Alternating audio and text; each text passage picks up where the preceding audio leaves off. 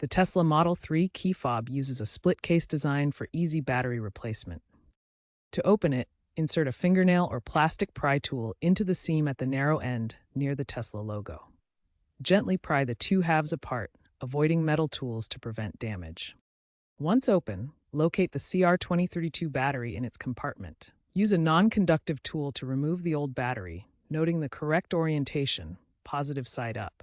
Insert a new CR2032 battery with the positive side up.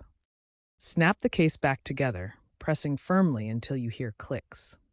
This process is designed to be user-friendly, but handle with care to avoid damaging the internal components.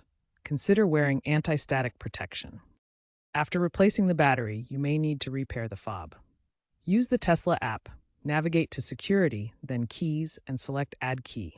Follow the on-screen prompts, scanning or holding the fob near the center console. Alternatively, in the car, go to Controls, Locks, Add Key. Ensure Bluetooth is enabled on your phone and stay within 1 meter of the vehicle during pairing.